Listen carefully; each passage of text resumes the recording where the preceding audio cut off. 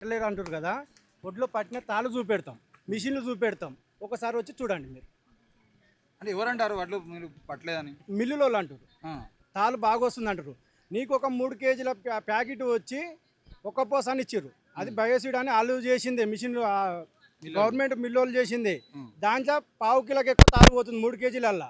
ఇప్పుడు మేము 40 కేజీల బస్తాకు ఇక్కడ బట్టి చూపెడుతున్నాం. ఇప్పుడు ఆడ మిషన్లు ఉన్నాయి, ఇక్కడ తాళ్ళు ఉంది, ఇట్లా పట్టినా కానీ తాళ్ళు వస్తుంది అంటారు. ఇప్పుడు మీరు ఒకసారి చూడండి, అవును. మీరు చూపెడతారండి. పట్టుకో చూపిస్తా అన్నప్పుడు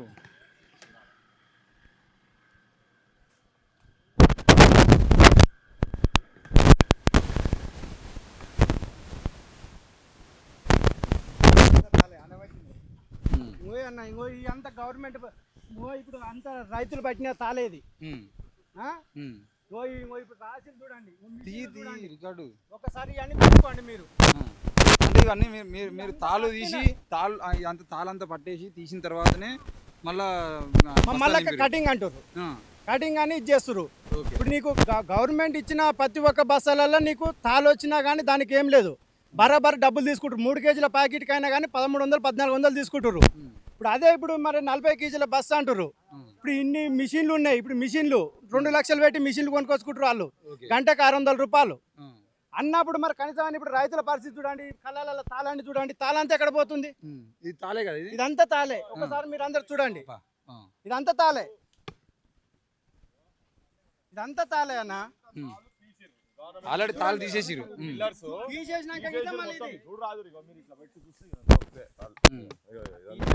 ఈ తాళ్ళు తీసేసి ఆల్రెడీ బస్తాలు నింపారు. తాళ మిషన్ అది జనం చూడాలి. ఇప్పుడు ముఖ్యమంత్రి, గవర్నమెంట్ అధికారులు, మిల్లర్లు ఏం చెప్తున్నారు అనేది, ఏం మాటలు మాట్లాడితే ఎంత అబద్ధాల మాటలు మాట్లాడుతున్నారు అనేది చెప్పడానికి నిదర్శనం. ఆడ అది ఉన్నది మిషన్, ఈడ తాళి ఉన్నది తీసినని మనం రాగానే ఆడ ఇంత కుప్ప ఉన్నది, ఆడ ఇంత కుప్ప ఉన్నది, ఆడ కుప్ప ఉన్నది, ఈడ కుప్ప ఉన్నది. ఎవ్వరిది వాళ్ళు, ఎవరి వడ్లను వాళ్ళు మొత్తం చేసి తాళంతా తీసిన తర్వాతనే మిల్లుకి తీసుకపోతే వాళ్ళు ఉల్టా. ప్రాబ్లం ఏంటిది అంటారు? ఇప్పుడు తాళ్ళు తీసి రైతులు పట్టుకపోయిన తర్వాత కూడా రైస్ మిల్లులు ఉన్నది చెప్పాలా? ఈ రైస్ మిల్లుల దగ్గర రాజకీయ నాయకులకు మామూలు అందుతున్నాయి అబ్బా, క్లియర్ కట్. దీనిలో ఇక పెద్ద దాపరికం ఏం లేదు. అధికారులు అనుకొని, ఎమ్మెల్యే అనుకొని, ప్రభుత్వం అనుకుంటే 2 నిమిషాలలో సాల్వ్ అయ్యే ప్రాబ్లం ఇది. మిల్లర్ల దగ్గర వీళ్ళ పైసల కకృతి ఆశపడుతున్నారు కావచ్చు. ఇప్పుడు ఎట్లా, ఇప్పుడు ఎమ్మెల్యే కూర్చొని ఇక్కడ ఉండి మీరు గింతనే అని ఫిక్స్ చేసిపోయిన తర్వాత కూడా మళ్ళీ దాంట్లో కూడా తక్కువ చేస్తున్నాడు అంటేనే ఎమ్మెల్యే ఇమీడియట్గా వచ్చి ఆ మిల్లులు బంద్ చేయాలి కదా. బంద్ అయితే లేవు అంటే ఏంటిది అన్నట్టు, నేను వాళ్ళ ముంగట చెప్పినట్టు చేస్తాను, నీ పని నువ్వు చేయరా అని. వాళ్ళకు బెంచ్ కిందికి వెళ్ళి లంచాలు ఇంత ముందు వచ్చేది, ఇప్పుడు ఓపెన్గా వస్తున్నాయి అంతనే. వీళ్ళ వాటా అందులో ఉన్నది మిల్లర్స్లది. అల్టిమేట్ గా రైతును ఎవడు అడుగుతాడు? రైతును అడిగేటోడు ఎవడున్నాడు? ఎంతమంది రైతులు చచ్చిపోతే ఎవడు పట్టించుకుంటాడు? ఎవడున్నాడు? ఎవరికి సోయినది? ఏ గవర్నమెంట్ కు సోయినది? పొద్దున్న లేసే పేపర్లలో వస్తున్నాయి కదా. ఇగో ఈడ కళ్ళాల కాడ ఇప్పుడు చూడు ఎంత ఎండ కొడుతున్నా చూడు రైతులందరూ. కాంగ్రెస్ ప్రభుత్వం ఒక్కటే నిర్లక్ష్యం వహిస్తుంది. ప్రజా సంఘాలు అన్ని రాజకీయ పార్టీల గురించి చెప్తున్నా నేను. అన్ని రాజకీయ పార్టీలు, అది బీఆర్ఎస్ కావచ్చు, కాంగ్రెస్ కావచ్చు, బీజేపీ కావచ్చు, కమ్యూనిస్టులు కావచ్చు, అక్కడక్కడ కొంత మాట్లాడుతున్నారు కొంత, అంతేగాని పార్టీలుగా వీళ్ళు నిర్ణయాలు తీసుకొని వీళ్ళు ఆపోజిషన్, వీళ్ళు ఇంతకుముందు దాకా ఇక్కడ ఎమ్మెల్యే ఉన్నాడు కదా, మరి వేరే పార్టీలు ఉన్నారు కదా, మరి నిలబడి ఓడిపోయిన వాళ్ళు కూడా ఉన్నారు కదా. వాళ్ళు గతంలో మాజీ ఎమ్మెల్యేలు కావచ్చు, ఎమ్మెల్యేలు కావాలనుకుంటే కావచ్చు, జనంలో పట్టు ఉండి ఈ సమస్యలు వీడికి వచ్చి కూర్చొని ఓ ధారణాలు చేసో, ఇలా ముఖ్యమంత్రి వచ్చిన అడిగారు, నువ్వు ఎట్లా వస్తావా ఆయన ఆడిదాకా నువ్వు మా సమస్యలు పరిష్కారం చేయకుండా అని చెప్పని అడ్డం తిరిగేటోళ్ళు లేరు. ప్రజల పక్షాన్ని లేరు, రైతుల పక్షాన్ని లేరు. ప్రజా సంఘాలు అక్కడిక్కడ ఊర్లలో అక్కడిక్కడ ఎవరైనా పిల్లలు మాట్లాడితే పోలీసు వాళ్ళు ఫోన్ చేస్తారు ఇమీడియట్ గా, అరే ఏమరా నువ్వు ఎక్కువ మాట్లాడుతున్నావు, గ్రూప్ లేదో మెసేజ్ పెట్టినవాట, రైతులను ఆదుకోవాలి ముఖ్యమంత్రి లేకపోతే ఇప్పుడు రావద్దు అని సపోజ్ ఎవరో మెసేజ్ పెట్టిండు అనుకో, అయిపోయి రాత్రి పోయి పికప్ చేసుకొని పోయి లోపటేస్తారు. ఈయన ప్రజాప్రభుత్వం అంటుండు కానీ పోలీస్ రాజ్యమే నడుస్తుంది కదా. ప్రతిపక్షం కూడా ఫెయిల్ అయిందంటారా? బరాబర్ ఫెయిల్ అయింది. 200% ప్రతిపక్షం ఫెయిల్ అయింది. ప్రతిపక్షం ఫెయిల్ కాకుండా ఉండాలంటే ఉద్యమాలను చేయాలి కదా. ఎక్కడ ఉద్యమాలు చేస్తున్నాడు? ఏం ఉద్యమాలు లేవు. ఏంలా ఏసీ రూమ్లో కూర్చొని ప్రెస్ కాన్ఫరెన్స్లలో ప్రెస్ అడ్రస్ చేయాలి, లేకపోతే ఆడికైనా ఓ దగ్గరకు వచ్చి ఫోటోలు దిగాలి, పోవాలి. ఇది మొత్తం ఇక పెట్టి వైరల్ చేసుకొని దాన్ని వెనుక ఈ వాళ్ళు వీళ్ళు పాడిన పాటలు పెట్టుకొని ఆ గద్దర్ మన నరసింహ ఉన్నాడు కదా ఈ జిల్లా ఆయన్నే నరసన్న, గద్దర్ నరసన్న పాటలు పెట్టాలి, వీరులకు అన్నమ్మో తెలంగాణ అమ్మో అని పెట్టాలి, ఆ పాటలు పెట్టాలి, అలా బొమ్మలు పెట్టాలి. ముఖ్యమంత్రుల కొడుకులు, మాజీ ముఖ్యమంత్రులు, వాళ్ళ బిడ్డల కొడుకులు అంది పెట్టుకోవాలి. దాని అంతా పెద్ద పెద్ద చేసేసి పంపించాలి, జనానికి పంపిస్తే జనం చూసుకుంటే వినాలి పాటలు. టీఆర్ఎస్ పార్టీ వ్యవస్థాపకురాలు కూడా సెక్రటరియట్ ముందు ధర్నా చేసింది రైతులను. అర్థమైతలేదు, పోలీసు బండి మీద నిలబడి వీడియో తీసిండు, ఎట్లా తీసిండు అర్థమైతలేదు. ఎంత రేవంత్ రెడ్డి డ్రామా కావచ్చు. సేమ్ టైంలో వాళ్ళు అన్నేదో ప్రోగ్రామ్ పెట్టిండట, అదే టైంలో ఈమెని ఇక్కడ పెట్టి కౌంటర్ చేసేందుకు చేస్తున్నారు. ఆమె గవర్నమెంట్ ఇప్పుడు సెక్రటరియట్ ముంగట ఎవరన్నా పిల్లగాళ్ళని ఇప్పుడు చాలా మటుకు సెక్రటరియట్ ముట్టాడని, అసెంబ్లీ ముట్టాడని చాలా సందర్భాలలో విద్యార్థి సంఘాలు కావచ్చు, నిరుద్యోగులు కావచ్చు, చాలా మంది ఈవెన్ సర్పంచులు కూడా మా బిల్లులు కావాలని చెప్పని మేము ధర్నా చేస్తామని చెప్పని పోయినరు. ముట్టడి కానీ ఆడిదాకా ఎవరిని పోనీయాలి, ఎవరిని పోనిచ్చిరా, ఇళ్ళలో అరెస్ట్ చేసిరు. మరి ఒక్కదానికి ఎట్లా సెక్రటరియట్ ముంగట పోయేదాకా ఎట్లా అవకాశం వస్తుంది? ఆడ కూర్చొని నినాదాలు ఇచ్చే అవకాశం ఎట్లా వస్తుంది? ఆమె వరి చేతులు పట్టుకొని షో చేసేటువంటి అవకాశం ఎట్లా దొరుకుతుందో మాకైతే అర్థమవుతలేదు. ముఖ్యమంత్రికి నేను కూడా అడుగుతున్నా, బరాబర్ షో షో కాకపోతే ఏంది? ఏమో సంపినోళ్ళు సంతాప సభ పెట్టినట్టు ఇది ఎక్కడ కథ? మా బోటోళ్ళు నేను కూడా వస్తాను, ముఖ్యమంత్రి అంతసేపు కూర్చోబెట్టు, మరి నన్ను కూడా నన్ను ఇంట్లోకి వెళ్ళనియడు ఆయన. నేను బంద్ అని ప్రకటించే ముందే ఇంట్లో అరెస్ట్ చేసిన మొగాయన కదా ఈయన రేవంత్ రెడ్డి. మరి మాకు సెక్రటరియట్ ముంగట మేము కూడా వచ్చి నినాదాలు ఇస్తాం, మా నిరుద్యోగ యువకులు కూడా వస్తారు, మా సర్పంచులు బిల్లు రాని వాళ్ళు వస్తారు, మా ఆశా వర్కర్లకు పర్మనెంట్ కాని వాళ్ళు వస్తారు, మా అవుట్ సోర్సింగ్ వాళ్ళు వస్తారు.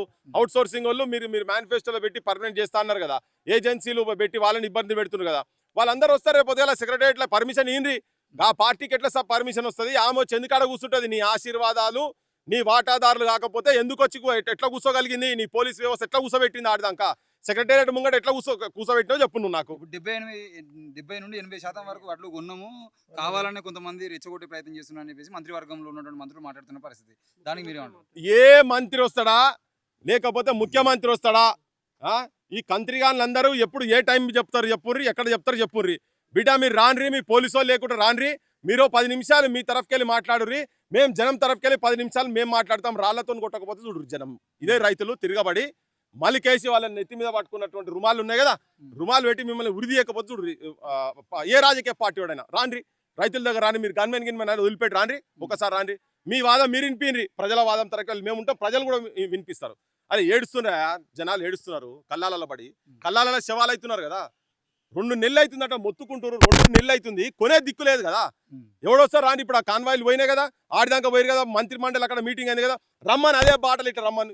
ఏ బాట మీరు ఏ బాట పోదామంటే ఆ బాట పోదాం. పారి 15-20 మంది కెమెరాలు పట్టుకొని పోదాం, జనం దగ్గర పోదాం.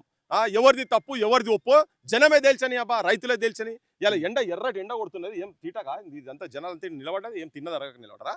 పాపం పండించిన ధాన్యము, అప్పులు చేసి పండించిన ధాన్యాన్ని వాళ్ళు అమ్మిన తర్వాత ఆ పైసలు తీసుకుపోయి అప్పులోనికి ఇవ్వాలి కదా. మళ్ళీ వచ్చే పంట మళ్ళీ రానే వచ్చింది, 8 తారీఖు అయితే మళ్ళీ రానే వచ్చింది. దీన్ని ఏం రాజకీయం చేస్తలేం, మేము కూడా ఆగినాం, 15 రోజులు ఆగినాం.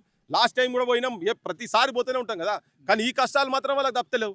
నువ్వు క్యాబినెట్ మీటింగ్లో ఆడబెట్టుకొని బిస్లరీ నీళ్లు దాక్కుంటా, వాళ్ళ ఈ ఎండకు, ఎర్రటి ఎండకు ఏడ్చుకుంటా, ఇబ్బందులు పడుకుంటా, ఏమవుతుందో ఎప్పుడు వర్షం పడుతుంది తెలియదు, వడగాలులు గింత వడగాలులు.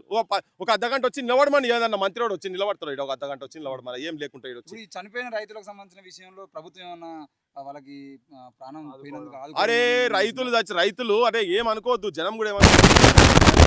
రోడ్ల మీద కుక్కలు చచ్చిపోతే ఎట్లా చూస్తున్నారో, రైతులు చచ్చిపోతే కూడా గంతే విలువిస్తున్నారు.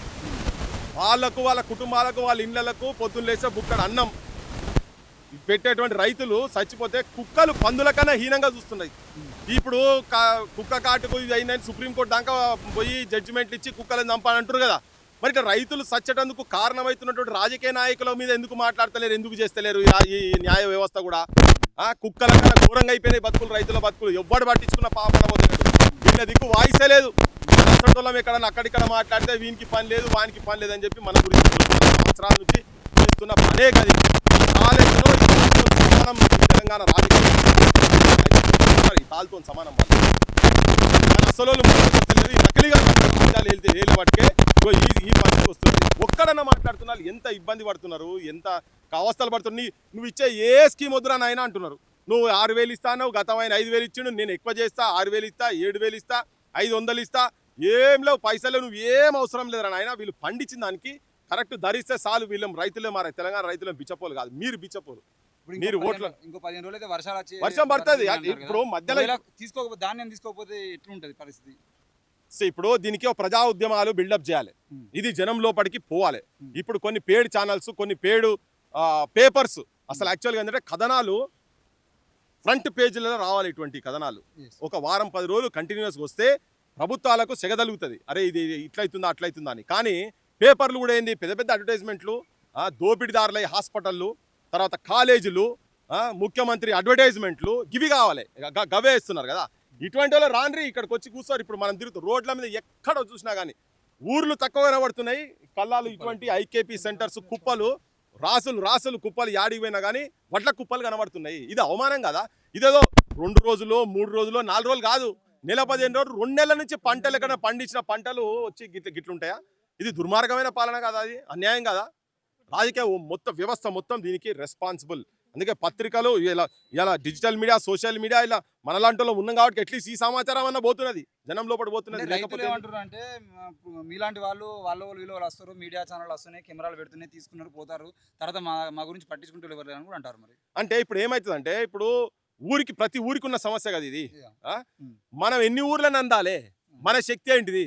ఇలా మనం ఎందుకు ఇప్పుడు హమ్కో భీ పాలా హమారే మా బాప్ సుక్కు దుక్కు సహకారం అని చెప్పని మాకు కూడా మా ఇంట్లో అందరు అరే ఏంద్రా నాయన పని లేక ఎందుకు తిరుగుతున్నావు ఇట్లా, నువ్వు కూడా అమెరికాకు రా, మా ఇక్కడ వచ్చి మంచిగా లండన్ నువ్వు చదువుకొచ్చి మంచిగా తిరుగురా నాయన, మంచిగా గదేంద్ర ఆ ఊర్లో పంట వాటి తిరుగుతున్నావు మమ్మల్ని అంటే మమ్మల్ని అంటేనే ఉన్నారు. కానీ అయినా కానీ ఈ ప్రజల గురించి మనమన్నా తిరిగేటోళ్ళం ఉన్నాం కదా.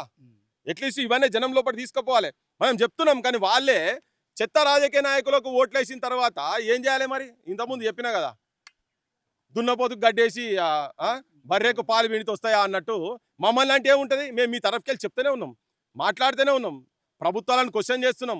రిస్క్ అయినా కానీ మనకు సంబంధం లేని అంశాలైనా కానీ ప్రజల లోపలికి, సమాజం లోపలికి, రాజకీయ వ్యవస్థను ఒత్తిడి తీసుకొచ్చేటట్టుగా ఈ ప్రజల పక్షాన, రైతుల పక్షాన వాళ్ళ ఆత్మహత్యలు చేసుకోవద్దు.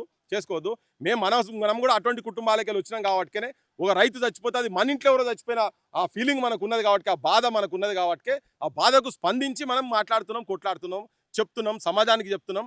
ఈ సమాజం అంతా కూడా ఇప్పుడు ఈ ఊర్లో నిజంగా చైతన్యవంతుల యువకులు అయ్యేది ఉంటే అన్ని రాజకీయ పార్టీ నాయకులను పట్టుకొని గల్లబట్టి అడగాలి. అంబేద్కర్ విగ్రహాల కాడ, పూలే విగ్రహాల కాడ, వివేకానంద విగ్రహాల కాడ, గాంధీ విగ్రహాల కాడ కూర్చోబెట్టి యూత్ అడగాలి. ఒక్కొక్క రాజకీయ నాయకుడు ఊర్లకు వస్తేందుకు ఇది పడాలి. నిరుద్యోగ యువకులకు కూడా చెప్తున్నా, రైతులది కావచ్చు, మీ ఉద్యోగాలు కావచ్చు, వాళ్ళు చేసినటువంటి హామీలు కావచ్చు, ఇయ్యకుండా మీరు గ్రామాలకు ఎందుకు వస్తుండ్రా అని చెప్పని అడిగే చైతన్యం రావాలి జనానికి. 3 మాటల కాడికి వచ్చేటందుకు ఒక్కొక్క రాజకీయ నాయకునికి తడవాలి కింద వానికి. కానీ లేదు, ఆ ఊరికి వచ్చే ముందు 5,000 10,000 ఇస్తే వాని బొమ్మ పెడతారు, వీని బొమ్మ పెడతారు, పెద్ద పెద్ద ఫ్లెక్సీలు పెడతారు, ఆ బొమ్మలు కొట్టుకొని మళ్ళీ మీరు జనాలకు పంపించడు, గర్ల్ ఫ్రెండ్స్కు పక్కూరోనికి వీనికోనికి పంపించి ఖుషి కావాలి, ఇంత మందు తాపితే తాగాలి. ఇది కాదు మనకు కావాల్సింది. నిరుద్యోగ యువకులు చెప్తున్నా, ఇటువంటి వాళ్ళు అంటే ఇట్లా ఫ్లెక్సీల బ్యాచ్లు తక్కువ ఉంటాయి కానీ నిజంగా ప్రజలు అందరి ఇళ్ళ సమస్యలు కదా, ప్రతి ఒక్కరికి సమస్య ఉన్నది కదా. ఆయన ఎన్ని వాడోళ్ళకు 2,500 అన్నాడు, నీకు కనీసం ధాన్యం కొనే పరిస్థితి లేదు, నువ్వు పైసలు ఇచ్చేది ఎక్కడ అయ్యా? నువ్వు ధాన్యం అన్న కొంటలో పండించిన ధాన్యం అన్న ఇంత అసమర్థులు వీళ్ళు పాలకులా, వీళ్ళు ముఖ్యమంత్రులా, వీళ్ళు మంత్రులా, వీళ్ళు ఎమ్మెల్యేలా, వీళ్ళు ఎమ్మెల్సీలా, బేకారుగా వీళ్ళంతా చెత్తను తీసుకుపోయి అసెంబ్లీలో, పార్లమెంట్లో తీసుకుపోయి కూర్చోబెట్టి జనం ఇబ్బంది పడుతున్నారు. కానీ తిరుగుబాటు రావాలి, చైతన్యం రావాలి, ప్రశ్నించే తత్వాన్ని పెంచుకోవాలి. Thank you.